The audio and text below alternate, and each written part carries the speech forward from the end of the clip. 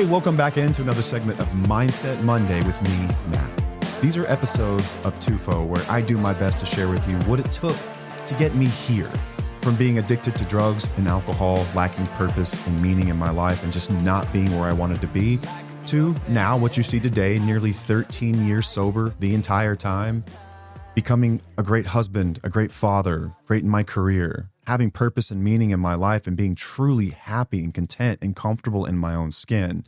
This is how I did it. In these episodes is where I share with you some little chunk of how I did that.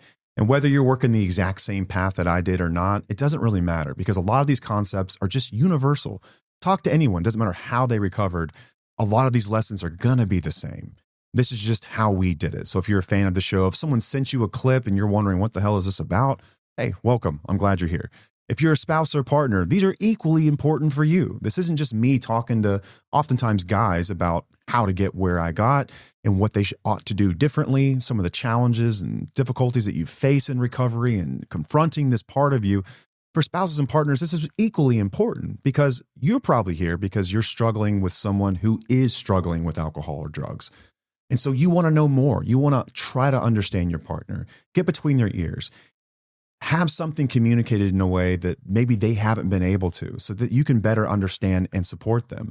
Or for some others, you might come here and hear everything that they're not doing. And in some ways, that's validating too, because they've probably told you that you're crazy. They probably told you you're nuts. This is my recovery. Oh my God, if I hear someone else say that, I'm going to shake you. This is my recovery. Let me work my recovery. No, people say that whenever they're not working any sort of a recovery and they want to be left alone. All right, you're being called out because your recovery effort, quote unquote, is very half-assed, and she's saying something to you because there's a problem. So listen, instead of getting confrontational and trying to take this super personally, this is my recovery. No, she's not dumb, and I'm going to show her that she's not dumb by telling her everything that you ought to be doing that you're not doing. So now that we've got everyone here and we're a big, happy family, welcome in. Sorry for that tangent. Hey, first of all, thank you for being here. We talked a few weeks ago on the show that life's going to be getting crazy, and with that, we may have to release some old episodes. Our great friend and editor, Matt Freight, stepped in and took over our 300th episode, which I thought was amazing, and I think he nailed it. Did an amazing job. We absolutely love you, Matt, if you're listening to this, which I hope you are, because hopefully you're editing this video to make it awesome, because I suck at that. You are great at this. So yeah, thanks to Matt, but thank you all for being awesome and understanding that there's life. I think that we have some of the most unreasonably reasonable listeners. You guys get it. Like, a lot of content creators just get lambasted and roasted whenever they don't produce new content every single week. And in some ways it's flattering, because that means that people, they like what you're doing, and they appreciate what you say, and they want more of it, which is great. But our audience, a lot of them happen to be, mothers with young children and busy families and things like that. So like, no one gets it like you guys get it.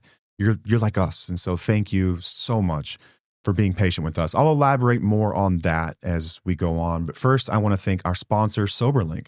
SoberLink's amazing. They've been a sponsor of our show for quite some time, and for a couple of reasons. One, if you're a guy listening to this and you're struggling with alcohol and you're serious about stopping, I always ask people, okay, I hear you, but what's going to be different this time?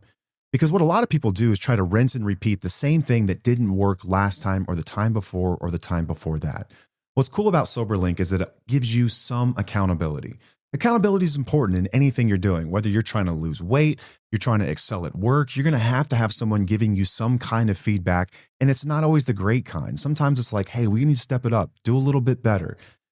It's reminding you that you want something deeply whenever it becomes easy not to do that, right? Like whenever you're trying to get fit, yeah, everyone wants to have a six pack until it's time to do things that get you to have a six pack. But a good trainer or a good accountability partner is going to hold you to that standard. SoberLink does that. You have to blow into this thing 2 to 3 times a day, and you can't just skip one. People get alerted, and that's the cool part about it, is that it sets up a network of people that you decide on. They get notified every single time you use the device. So real live feedback. And it's good for accountability because it's going to keep you from drinking whenever you know you probably shouldn't. But it's also going to give you support. You're going to have people in your corner that have visibility into your life. And so if you're a guy that has trouble kind of opening up and sharing, man, you don't have to say much. They're going to get those results and they're going to be there for you. Without you saying a word, they're going to understand what you're doing and how hard you're working and everything that you're going through just by showing people those results. And if you're a family member, a partner listening to this, you can trust this data is coming from them because SoberLink has military grade facial recognition technology. You can trust the person using the device as the person that's supposed to be using the device. I know sometimes people can get sneaky and have a friend blow or use an air compressor, all kinds of tricks people have worked out. SoberLink's thought about every one of them. It is tamper-proof. You cannot screw with this thing. So if you're a spouse or partner, this is also really beneficial to you. For a lot of you, you need reassurance. You need to know what's going to be happening before it happens. A lot of what you're doing is seeking safety in your environment. It's nice. Let's just say that someone's drinking, okay? It would be nice to know what you're about to walk into. When they come home, you got the alert. They've had something to drink. So you don't have to walk on eggshells and wonder. Listen, if you've got a boundary that you're not going to be in a home where someone's consuming alcohol that's had a problem with alcohol, you can make that decision before they ever get home. Like, it's got really great features for you too. More than anything, it lets you know that you're not crazy. It lets you know that you're not nuts and that you were right all along, okay? You're right. When they act that way, they have been drinking. It's important for you too, which is why they're a partner of our show. Since you're an awesome listener of this show, SoberLink is going to do you a solid. If you go to soberlink.com/wheels, enter your email address in, you sign up for a device, they will send you a $100 Visa gift card that you can use on anything. You can apply it toward the monthly plan cost because there is a monthly plan, but there are no longer upfront costs for the device. You can rent these things for as little as $19 a month. So $19 a month, no more upfront costs. They're going to help you out with $100 toward the plan cost or toward your house bills. Whatever you want to spend it on, Tufo merch, you name it, go to soberlink.com/wheels.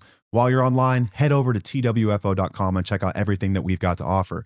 I'm rocking one of our hoodies right here. We've got this in red. We've got a black one. We've got t-shirts starting to get a little warmer depending on where you are. T-shirt season.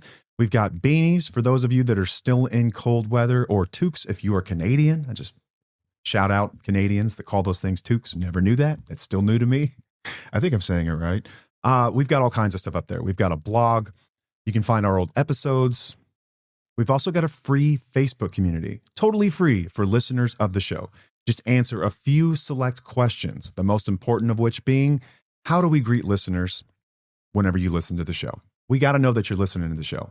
So it's going to be, welcome back, welcome back. Or it's going to be, hey, y'all, if your page is perspective kind of girly. Or it's, hey, welcome to Mindset Mondays. One of those three will get you into the community. But it's an amazing place where thousands of listeners of our show come and share what they're going through. They support one another. They get together and they solve problems together. And sometimes they just need to validate or vent. Man, they fly around the world and meet up with each other. It is the coolest thing in the world. You really find out who your friends are whenever you've gone through something difficult. So if you've been through something like addiction or like an affair or a betrayal, and it becomes kind of public in your circle, you'll find two kinds of people, those that run from it and those that circle the wagons and get around you. You will find friends in our community that will circle the wagons, support you, huddle around you, figure out what you need and what they can do for you because they get it. They've been there before. You will not be castigated. You will not be told you're dumb, just leave them. You will not be told anything like that because that's not what we do here at Tufo. We will love you until you can love yourself. And our job is just to make sure that you're making decisions from a place of confidence and not fear. No matter what that decision is, we support you. We love you. All of our listeners do too. So if you're not in our community, come on over. Go to twfo.com to find out more.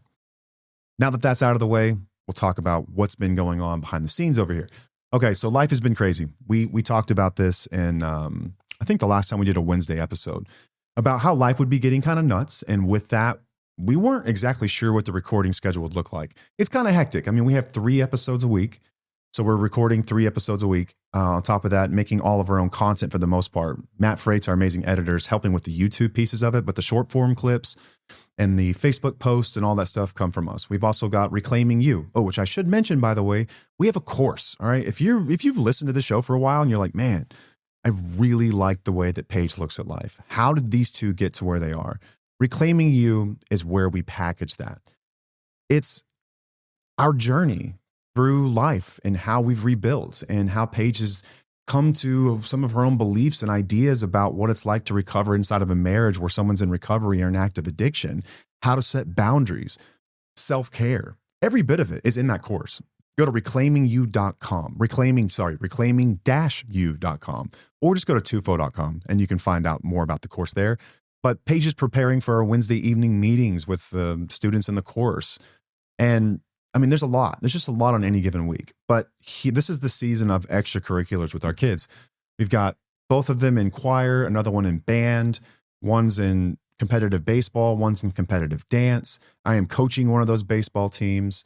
They're in school, and school's at the point where like it's starting to matter. Like they're coming home with difficult assignments. Like I've had to touch up on my algebra skills. I'm the designated math person in our house. So yeah, like life's crazy. It's really, really busy. And I've got priorities in my life personally. Number one is going to be my recovery. And that includes my faith and my spiritual development. Two is going to be my family. That's the people inside of these four walls, the people closest to me. Three is going to be work. So it's recovery, faith, family, work. Those are my priorities. Work includes the stuff I do for a career. I'm a VP in logistics. It's also the stuff that we do here in Tufo.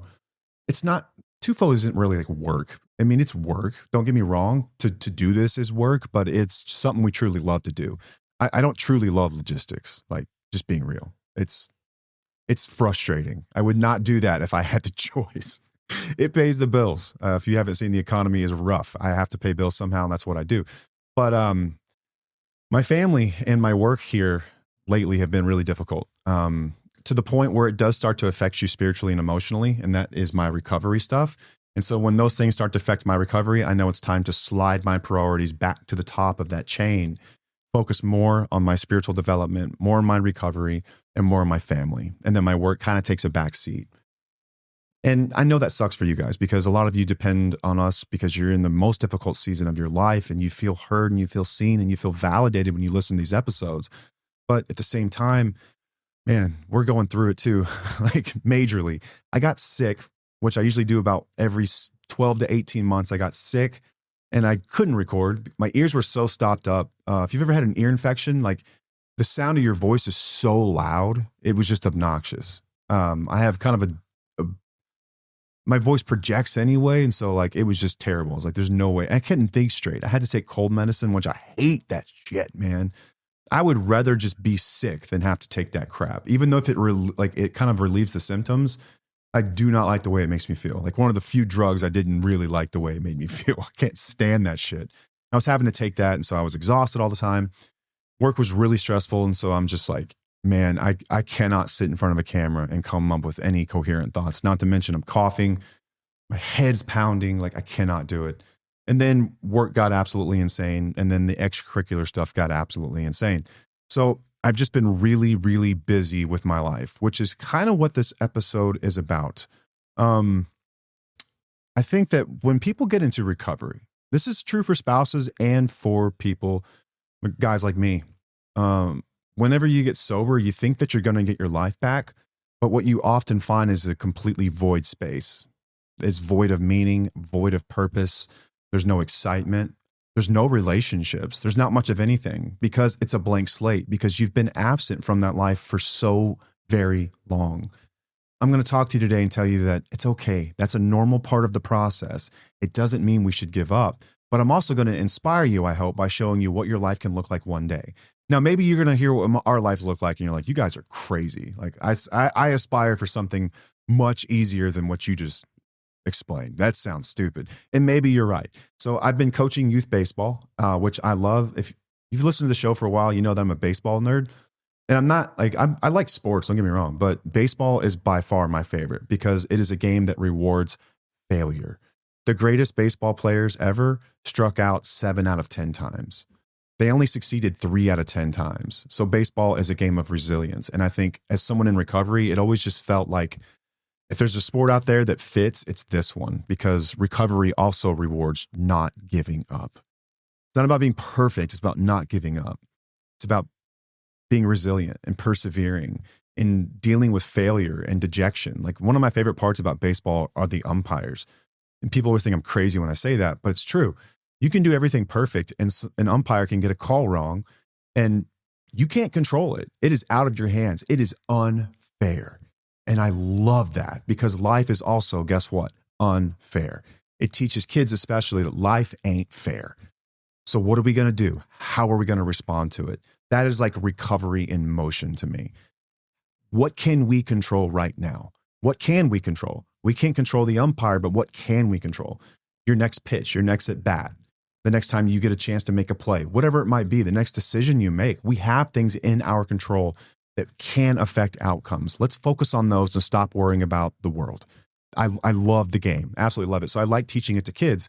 And it's not really that's the stuff I like teaching. At some point, these kids will outgrow my technical ability to teach mechanics in baseball and pitching and things like that. And that's fine. But I'm dealing with, 11 to 12-year-old boys right now that are in a pivotal point in their lives where they need good, healthy role models. And I love to be able to be that, not just for my son, but for all of the boys and of the, the parents entrust me with them. And it's an honor. And so it means everything to me. But baseball's youth sports today are totally different than they used to be. It's nuts, man.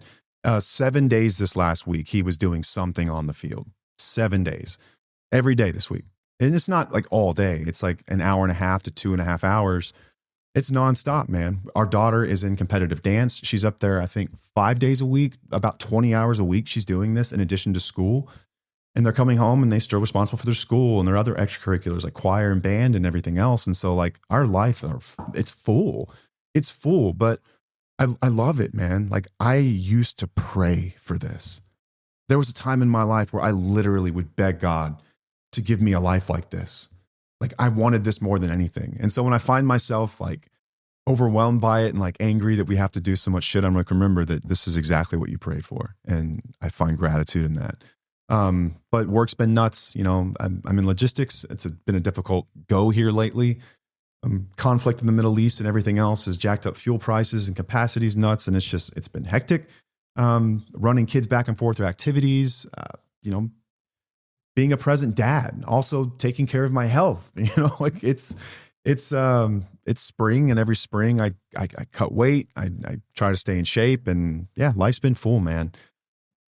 But it's beautiful. It's a beautiful thing. I wish I had more time in the day to spend more time primarily on TUFO and not logistics. Maybe one day we'll get there. I'm not sure. Hopefully soon. Hopefully we get to that point. I don't know. By the way, just recently on a podcast called Recovery Vow. Good friend of mine, Eric Kennedy, has a show called Recovery Vow. I was asked to be part of a recovery roundtable. Check out that episode of Recovery Vow. Should be a really good one. I'm pretty sure this episode's coming out. I probably shouldn't say anything, but I will just let you guys in on this. I was on a show called Rise Above with Kevin Lanning. He's got a recovery show, really, really popular show. Kevin's an awesome guy. I flew out to Florida and I was on the show. It should be coming out here in a couple weeks. So maybe with some of that, maybe there's some exposure we'll get there and we can get enough sponsorships where I can just do this all day, because I would prefer to do this and sit in front of a map talking about logistics. But hey, I think what's relevant about what I've gone through over the last couple of weeks is that life's been full, and it wasn't always that way. When I first got sober, life was not full. Life was very empty. I had this major expectation, and I guess it's kind of a trap that a lot of people fall into, is that you think that sobriety is going to fix everything. I know a lot of guys think this way, and I know that a lot of spouses think this way too. And why wouldn't you think this way? Because when you look at the biggest problems in your life, a lot of them are tied back to that substance or to that version of you that has been struggling with addiction, right? It's almost like two people. It's still one person, but it feels different. It feels almost like there's two people that are fighting with each other, because you have this person that you used to be, and then you have this person that you are currently that's really struggling, and you want to get back to the way that things used to be. The issue, though, is that you've probably been checked out of your life for quite some time. If you're anything like me, I was checked out of my life for years, years, man. I was addicted for 10 years, a decade. And even though I was still present and doing my best to show up, a lot of things had kind of slipped away. Think of it like your house or your garage, especially. A lot of people clean their garages about once a year, some less frequent than that even. The thing about garages is that they kind of, when you start to ignore them, shit piles up and stuff gets out of order. And it becomes easier and easier to forget about this or that. And then when it's time to clean it out, it takes forever. It can take people a full weekend, all day long, every day of that weekend to get this thing cleared out. because we haven't been paying attention to it. The same thing happens to our lives. When you get sober, you're going to feel better. You're going to feel anxiety better. You're going to feel anger better. You're going to feel depression better because you're going to feel for the first time in a really, really long time. And it's difficult. That's what makes early recovery so tough, is that we're so optimistic about getting back to the way that things used to be. And we have this expectation that that's the way it's going to feel when we get sober. And it will eventually, but not at first. Early recovery is rough. It's tough. Like those first 90 days are brutal. Those first 9 months hurt. That first year is so much. You're not going to feel great. You're not going to have a lot of stuff in your life that gets you fired up and jazzed up, because addiction's kind of like a freight train. Imagine pulling this train down the tracks with a chain, and then suddenly you get ready to stop and you say, all right, I'm done. And you drop the train, you drop the chain. That train keeps rolling for a while. That's the way addiction works, is that the stuff will kind of keep running over your life. And I mean, the fallout of all those relationship problems, the fallout of the abusive behaviors, your spouse not feeling safe with you, a lack of intimacy in the marriage. I don't just mean physical intimacy. I mean emotional intimacy. I mean, your kids feeling like strangers. Like you think you know them, but you find out how much you don't really know them. And that feels lonely. And you're going to feel like I screwed it all up. That is not a signal to stop. In fact, you should lean into that. It's just part of it. I want you to know that if you're going through this, it is totally normal. You will also find it really, really hard to feel joy in anything. I'll get into that. We'll talk about anhedonia. We actually did an episode on that a while back. Go search that one. I think it's called The Blah Feeling of Early Recovery. It talks about anhedonia. But when you first get sober, you're going to think that life will suddenly feel great, that it'll be peaceful and purposeful and fulfilling, but that's just not the way it works. Sobriety just removes the chaos of addiction. That's all it really does. It removes the destruction, but it does not rebuild everything automatically. It only sets the stage to make that stuff possible. That's it. So if your entire world kind of revolved around the substance, and I don't just mean like if you're a heavy drug user, I mean, let's say that you're a moderate alcoholic, right? Someone that has tried to stop and finds they cannot, or once you drink, you find that you have trouble stopping, and your social scene revolves around alcohol, that disappears too. It's a really, really lonely place to be. So if you don't fill that hole in your chest with something, sobriety feels pretty miserable. It really does in the beginning. I've always been upfront about that, is that you think when you get sober, you're going to feel better, and you will, but they don't tell you what feels better. Literally everything but the good stuff. You're going to feel all of the negative stuff that you've been trying to hide or push down.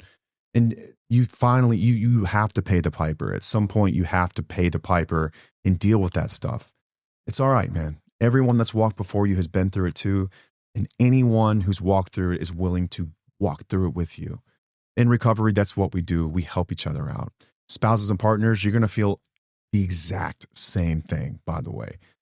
I know that many of you think, if I can just get them sober back to the way that things used to be, everything's going to be cool. Here's what you don't recognize, is that in the meantime of them going through the last decade plus, whatever it might be, of their addiction, you have taken on so much just to keep the house running, the family in order, some sense of normalcy. Like someone still had to plan all the parties and make the lunches and make sure the bills were paid and all of that. And suddenly you think that you're going to be alleviated of all this stuff. You're not. You're going to get back half a human, basically, that's trying to figure out how to walk again. And you're still not going to have what used to be. What used to be will never be again. It will be a different version of that old life, a better one if you keep going at it. But in the meantime, it's going to feel really lonely. And I know it seems like chaos stopping would be a good thing, but oftentimes that's been what's distracting you from how bad things truly are. And when someone gets sober, now you have time to reflect and you think, oh my God, this is my life.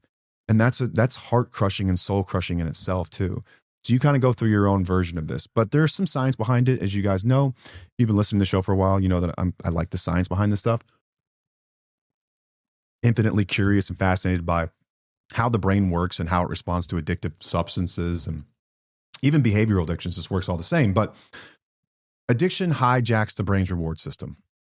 So normally your brain will release dopamine when you accomplish something, when you exercise, when you build something, when you connect with other people, when you contribute something meaningful. In some way, you will get this feel good. Oh man, it feels great.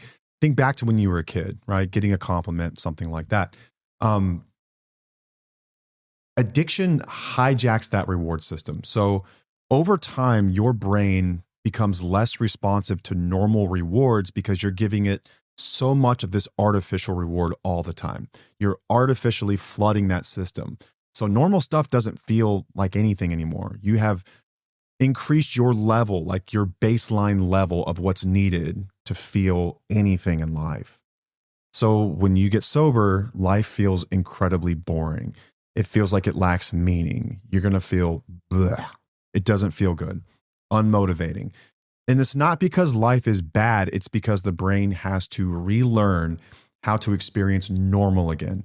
Guys, this can take a while, all right? If you've never read up about post-acute withdrawal syndrome, PAWS, check that out. Read about anhedonia. Don't ask me how to spell it. It's impossible. Spell Correct always spells it for me. It starts with an A. You'll find it. Google it. But you're going to feel blah because your brain is used to receiving all of this external dopamine to feel good. When you remove that, it takes a long time to establish homeostasis again. And I need you to think in terms of 90-day increments. In the first 90 days, you're going to feel better because you're going to be on what we call usually the pink cloud. It's like, it's the first time you're going to be proud of yourself in a long time because you're going to be like, holy shit, I've been sober 90 days. I haven't put a drink or a drug in my body in 90 days. I haven't done that since I was a teenager. Like, I can do this. And you get really motivated that, oh my God, I can do this. Then about that 90-day period, many people's brains go through what we call post-acute withdrawal syndrome, which is a really difficult thing to go through. Suddenly that is ripped out from under you, that good feeling. And suddenly you start to feel like shit again. Depression, fatigue. Some people actually go through the physical withdrawal sensations in some ways. I went through some of this. You just hit a wall all of a sudden. It's not a signal to stop. This is normal. And part of defeating post-acute withdrawal is having a plan for what you are going to do when this occurs, having a support system in place, right? But I think a big part of it is that knowing that it is okay. And it's not, nothing's wrong. This is not the way it's going to be forever. It's a temporary period of time. For some people, it lasts 24 hours. For some people, it lasts several weeks or months. It just depends. Everyone's a little bit different. I think the amount of the substances you were using and how long you were using them probably affect this. Not a scientist, but that tends to be common belief here. But everyone's brain's a little bit different too. So it can be different for everyone. Just know that it is part of it. Over time, your brain will heal. It takes a long time. 90 days, you're going to feel good. The first 90, you're going to hit a wall. The next 90 are going to be really brutal. But now you've got 6 months, we're 180 days in. Once you get to that 9-month mark is when I felt like I started to kind of come around. It was about 9 months in that I started to feel kind of normal again. By the time I hit a year physically, I felt pretty normal. But by the time I hit a year emotionally, I realized how much work I really had to do. I felt like I was so far behind everyone else. People my age, I mean, because I didn't really know how to process emotions still. Like getting physical sobriety, developing some kind of a spiritual life and finding purpose in my life was really the kind of like the definition of my first year sober. And then a lot of it was the emotional stuff. And I still explore that every single day, but it's really tough. And so you think that you're going to get sober and life's going to be great, but that's really not it. Remember, sobriety just buys you. It's just the ticket to entry to the growth show. That's all it really is. So, but the beauty of this, no matter how difficult it feels, is that what sobriety does is it creates space for something beautiful to happen. A lot of people think that sobriety is the finish line. And if you think that, you are sorely mistaken. It is not the finish line. It is the starting line. It just creates space for something amazing to happen. And this is when you start to build inside of that space that was created when there's no longer substance and you've got your mind and your wits about you. And you get to determine what your life is going to look like from now on. But if you don't build anything meaningful, that empty space is going to feel unbearable. Again, let's talk about the spouse's journey in this too for a second, for you guys listening, so you can better understand what they're going to feel too.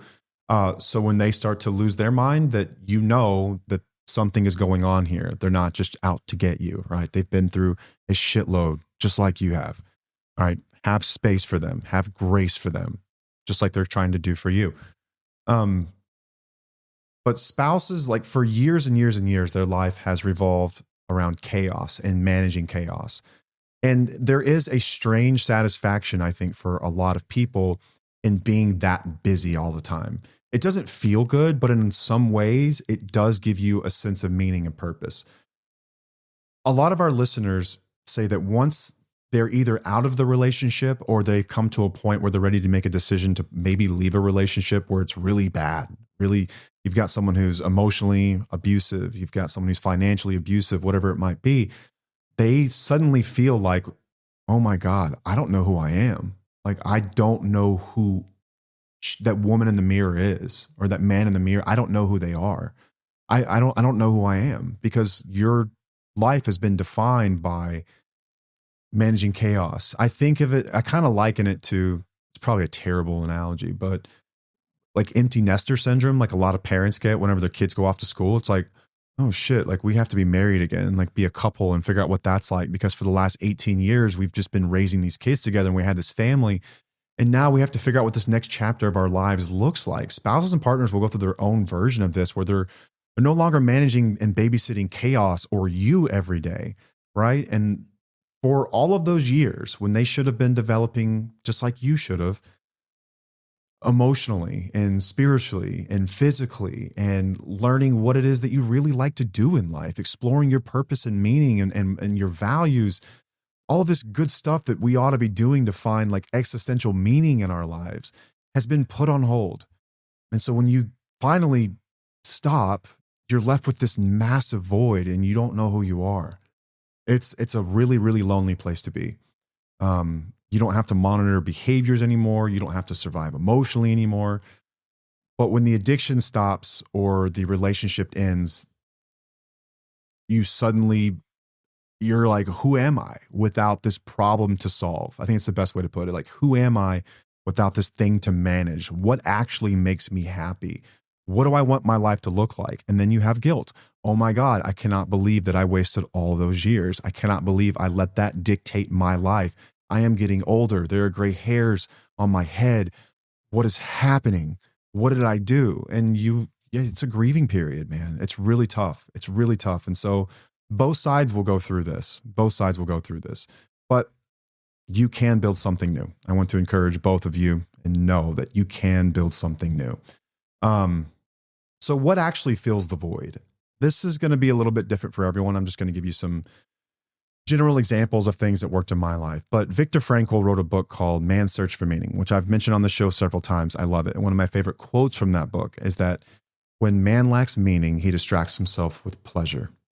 I think that I don't know if he meant addiction necessarily there. It could have meant a lot of different things. But I think that it speaks to addiction very well, because at a time in my life, in my 20s, when I really lacked meaning and direction and purpose, drugs gave me exactly what I was looking for. They made me feel comfortable in my own skin without having to put forth the effort of actually finding meaning and finding purpose in dealing with all those difficult emotions. But meaning and purpose are incredibly important to our lives. We know this, that without them, you're just kind of like a rudderless ship. Where are we headed? Where are we going? And it's not like we don't care, because we do care. If you're alive and breathing right now, you do care. It's easy to say that we don't, but we do. We care. And so it's difficult. And I'm here to challenge you, like lovingly wrap my arms around you and challenge you and ask you, what does meaning and purpose look like in your life? And how are we going to find that? I found this in the beginning through people and community. When I first got sober, my first thought was, oh my God, I'm one of quote unquote those people now. And I felt horrible for Paige too, because I'm like, wow, now she is one of those people. we're that couple where the guy had to go to rehab and people are going to be talking about us, in whispers from across the room. I'm like, hey, that's that couple, that they used to be normal and now that guy's a drug addict and like he can't drink anymore. And like they're weirdos. I thought that I was going to be like one of those people. And then I kind of figured there were two ways to look at this. I could either hide it from the world, pretend like it never happened, or I could own it and just take full ownership and accountability of it and actually make it a strength. And that's the path that I chose. In the beginning, I found a lot of purpose in my recovery. I was connecting with other people. And for the first time in my life, I felt useful. I felt like I had something to offer the world. I could just share about what was going on in my life and what I was struggling with. And someone would approach me after a meeting or after a session, and they would be like, hey, what you just shared, that was exactly what I needed to hear tonight. And I wouldn't even know this person was. And I felt like, wow, holy shit, like maybe this isn't the end of the world after all. And then I found meaning and purpose in being a husband again and being a father to little kids. Slowly but surely, I started to reintegrate the things that I truly love in my life back into my life, living by my values again, taking care of my body, helping other people, being someone who lives with integrity, being a present father, contributing to people and things that matter to me, becoming part of my community. Like when life filled up with those kinds of things, something really interesting happened. And this was, like I said, about 9 months to a year when I started to feel like good again. I didn't sit around thinking about drinking. I didn't sit around thinking about the fact that I couldn't drink. I didn't sit around doing any of that. I didn't feel empty either. I felt like my life finally had meaning and purpose. And spouses and partners, for you guys, it's essentially the same thing, the same sort of recipe, whether you're in the relationship or you're outside of the relationship. I think that in 2026, we vastly underestimate the power of community. Community, I mean, this can be your physical community where you live. This can be your church community. This can be an online community. This can be a 12-step group. This can just be a group of people that you meet with and share about life. This can be a professional group, whatever it might be. But with all the tools we have and all the screens that we look at every day, we've forgotten how important it is to connect with other people. Our online community was kind of built around that. It was supposed to be people coming together with the common idea that we are here to grow and challenge one another and love each other through the difficult times. There's nothing like sharing your pain with someone else that understands and them sharing theirs back. You will feel connected in a way that I feel is like such a part of our nature as human beings that we just don't get too often anymore. You will find meaning and purpose in simply sharing a story with someone else. Knowing that someone across town or across the world or online in our community is living a parallel life to you will give you some sense of purpose. I promise you it will. You will also find meaning in the things that you get to do now that you've always wanted to do. We'll talk for a second about people who have left a relationship, a really bad toxic relationship, abusive relationships, and they find themselves in their 50s or 60s and they're like, I don't know who I am. I was mom and I was his wife, and now I don't know.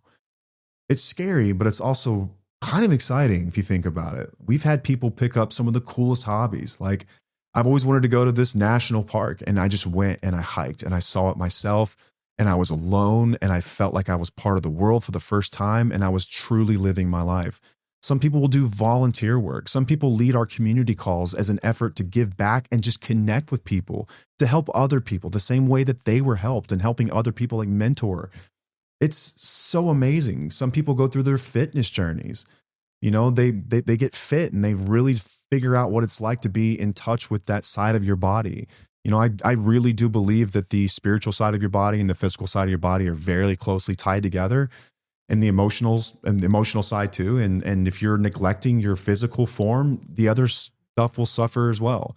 If you're not taking care of yourself physically, if you're not putting good food and liquids into your body and exercising, you will struggle emotionally and spiritually in some ways. And so for me, exercise was a big part of that too. I found meaning and purpose in that. It was a healthy outlet for all the stuff that I was feeling. There will be something that fills your void. What that is, it's anyone's guess. I just told you what mine looked like. Oh, also, something really cool about recovery, whether you're a spouse or partner, or you're someone like me, is that you'll rediscover a lot of things that you quit doing at the time that drugs and alcohol really took over your life. Like I played music most of my life, from the time I was like, I don't know, 11 years old till into my 20s. I played guitar and I played bass, and I stopped doing that. Like the creative parts of me were just gone. I used to write. I used to love just to free write. I would just write stories. I would write down my thoughts. And when I got sober, I suddenly started to do those things again. And I rediscovered some of those old hobbies. And then I added on new ones. Like fitness was a new one for me. Like working with other people was a new one for me. Once our kids got to a certain age, like coaching sports was a new one for me. This podcast, in a lot of ways, was exactly what I'm describing here. It's us finding meaning and purpose. And what's beautiful about that is that it's a beautifully selfish thing, because for us in the beginning, it was kind of like us finding meaning and purpose. And then through that, you guys found meaning and purpose. And now we both get meaning and purpose. And it's just like the coolest thing ever. So it's a beautiful, amazing thing. And there is something like that for you.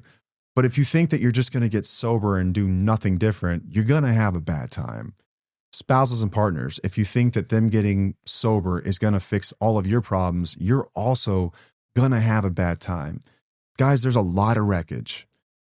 Therapy is a part of this. Some kind of a recovery process is going to be part of this. Community is going to be part of this. Taking care of your body and self-care is going to be part of this. We've got wheelies now that are doing free yoga sessions. Like we have real yoga teachers who are freely giving their time. They're doing yoga sessions in our community. You know who you are. I don't want to say your name, but shout out you. You are freaking awesome. Thank you so much. That is just such an awesome thing to do. We've had people do meal prep, showing people how to meal prep. Like these are wheelies who, this is what they did to start to focus inward on themselves. And now they're showing you what to do to give back. We're trying to fill that void in any way that we can. And we've got different avenues to do it. So self-care through like actual like fitness, or through what you're putting in your body, being gentle. You can talk about the stuff in our community, on our calls and everything else. And like for guys that are, you're not welcome in the community. All right. That's just for them. But I hope that I have something for us one day. I really do. I just got to figure out a way to work that into the schedule. Like I don't have enough going on, but it really is important to me that we have something like this eventually. But likewise, something for us to do. There has to be something, right? I think that there needs to be some kind of a recovery process or curriculum. I think if you think that you're just going to exercise yourself into recovery, you'll grow to some degree. Don't get me wrong, but at some point you're going to hit a limit, because recovery in some ways is about that. Exercise is beneficial because it teaches you how to work hard, teaches you how to stick with a goal. It's discipline, right? And a lot of recovery is that too. But unless you're working out with a group of guys that you guys get deep and talk about some really emotional stuff, you're never really going to learn how to learn the language of emotions and how to deal with that stuff in any way other than, once again, what turns into, for a lot of people, another addiction. Transitional addiction and fitness is a real thing. People will go to the gym like for hours and hours and hours, and they neglect their family because they think it's the only way they can stay sober.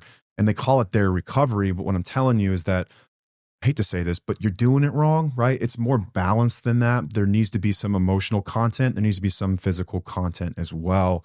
And you need to balance those things. You can't just exercise your way to sobriety. I think that ought to be part of it, but it can't be all of it. So figure out what that is for you, what recipe of that, what that looks like for you. I did not do anything physical like my first year sober. I gained like 70 or 80 pounds. I ate all the sugar, man. I became a sugar addict. And you know what? On the grand scheme of things, that's better than what I was doing. Okay. And I tell people all the time, if you need to eat the sugar, because we can deal with that. All right. We will get to a point we can deal with that. Just like I did. I ballooned up to like 250 pounds, and I'm like $170 right now. Like you could lose that, right? And get in shape. But drugs, alcohol, like, yeah, much more destructive than the sugar. So eat the sugar. But what I did do is I got really, really invested in my recovery process. I worked 12-step. You don't have to work 12-step. Worked great for me. It works great for a lot of people. But if that's not you, then work a different one, man. There's Smart recovery, there are endless amounts of therapists and psychologists and psychiatrists. There's medication assisted treatment. There is Life Ring, which is a non-secular, really, they've got a kind of a curriculum process, but there's refuge recovery, like you name it. Get involved with people who are doing something and really being intentional about their recovery. Don't try to wing it. Don't. There are so many people out there that when challenged about them winging their recovery, they get really defensive. Dude, just go ahead and say that you don't want to do the work. Just admit it, because that's really what it is, right? No one's trying to make your recovery their recovery. They want you healthy. And what they're seeing is a red flag of some kind. And so they're saying something about it. Be responsive to that. Always approach criticism with curiosity. Like, that is one of the things I try to teach my kids, and I hammer home to anyone. Meet criticism with curiosity. In what ways could I learn from this? Well, you might learn that it's just a mean person spouting bullshit, but for the most part, there's usually some truth behind it. What am I overlooking here? Rather than getting defensive, stay curious. What can you learn? This is the black hole of recovery, is that once we finally get sober, what do we do now? What's the point of all of this? You will find something. Like, we just missed several weeks of recording, not just because we got sick, but because life is so full now that it's hard to balance, and life is plentiful, and there's more than we can possibly shake a stick at. These are the problems I used to pray for. I just wanted a normal life. Like, when I first got sober, I remember telling people, I just want to be a square, man. Like, I want to be one of those dads that goes to his kids' games and like knows their teachers' names and knows what's up in the PTO. And I just want to be like, I want to follow the rules, and I just want to be involved. And that's me today. And it wasn't like that in the very beginning. It was tough, man. I was still trying to learn how to life and how to adult. And I spent a lot of times in 12-step group meetings in the evenings and then during my lunch hours. And I volunteered a lot at treatment centers, and I had to figure out really who I was again. And once I figured out kind of who I was, my identity started to take shape. And then I started to pick up hobbies and help other people. And I could safely say that I feel like I know myself now more than I ever have. But it wasn't like that year one. It wasn't like that 6 months in. 6 months in, you were going to feel terrible. But we've all been there. Anyone who's done this has been there. And that's okay. Stick close to people who are going through it. So whether that's a fellowship of 12-step, if that's a fellowship of people who just talk about recovery or growth, or men that challenge one another, or our Facebook community, stick close to people who are going through it too. There is commonality there. And you're all going to be at different phases of this. There will be some people that are 2 or 3 years in. There will be some people that are several years or decades in, and they're going to have wisdom that's more relevant to you than others. So maybe what I'm saying here sounds way too detached because I've been doing this for over a decade, but someone who's been doing it for a month or two has got some really relatable, helpful things. You're not going to find it sitting on your ass at home. Okay. Go see people. And unless you are in an area that you cannot access an in-person meeting of some kind, you have no business sitting on Zoom meetings. Go connect with real humans, like for real. Go do it. In your community, go connect with people. There's nothing like sitting face-to-face with someone. This is what we were designed to do, all right? Now, there's a real reason that we go to Zoom AA meetings or Zoom refuge recovery meetings or Zoom Life Ring meetings, whatever they might be. Yeah. Listen, I can only go for this hour. I live in a rural place. It's hard to get to. Yeah, okay. But most people, you're just being a poon and you're being chicken shit and you're embarrassed. And if you're not willing to be embarrassed, I don't think you're going to make it. The cost of admission is being willing to be embarrassed and not know what you're doing and being new. And welcome to life, man. That's true in everything. People, every single person that has done something you admire in life at one time was an amateur. And they were completely embarrassed. They were not good at it, but you get good at it because you become willing to learn in spite being embarrassed. So just go. Like, we all sat there in the beginning and looked at each other like, am I really here? This is stupid. Oh my God, I can't believe I'm sitting in one of these things. But eventually you'll start to hear things and see things and feel part of that community where it becomes in some ways part of your identity. And it's no longer a scarlet letter you wear around. It now becomes a source of strength. Yeah, I've been through this, and guess what? I made it out. And I can help other people do it too, which makes you incredibly useful. And I've always said this, is that people who are in recovery have such a unique opportunity to be useful to the world that other people don't. Like your average Joe who's never been through something like this is going to at some point have a massive existential crisis and say, what is my purpose on this planet? You, spouse or partner, you guy in recovery, are never going to have that problem, because there's always going to be this issue of addiction or abuse or betrayal or something that someone has gone through that is taboo.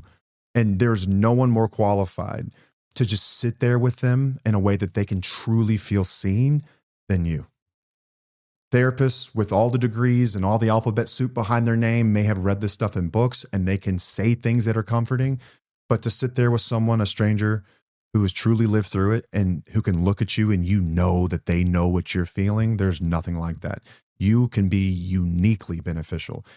Caveat, I am not saying that therapists are not smarter than me by any stretch, or psychiatrists or anyone else. They have amazing information to offer, and they've spent tons of time in training to be able to be useful to everyone, right? But I'm talking about this specific instance. Peer support is massively important. It is massively important for just a lot of times to feel like I'm not alone. So whether you're a spouse or partner going through this, if you're someone like me going through this, you might feel a little lost right now if you're in this phase of recovery, but it will not feel this way forever. And you have to start to figure out who you are again, who you are. The cost of admission is this lonely period where you just kind of go through the darkness and figure all this stuff out again. This is why we built Reclaiming You, literally why we made the course. Was because I don't know who I am anymore. It's called Reclaiming You. So you can reclaim your identity, reclaim yourself, form this new one under new rules, your own values. Let's figure out what those are. Let's work through it. Paige and I both did this sort of process, and that's what the course is. That's what it teaches. There's more than one way to skin that cat too. We didn't reinvent the wheel. We just put it in different words. That's all we did. People have been doing this forever. Okay. It's amazing. I wish all the best for you along this journey. And again, thank you for your patience as we've kind of got to figure out the season of life. I've already got my next episode prepped, so hopefully I won't miss too many more of these, but we'll just see how it goes. Paige told me not to make any promises, because when I do that, I get so hell-bent on coming through with the new episode that I will neglect things that are probably more important. It's my recovery, faith, family, and then this stuff. But thank you guys so much for being here with me. Until next time, I'm Matt, and I'll see you.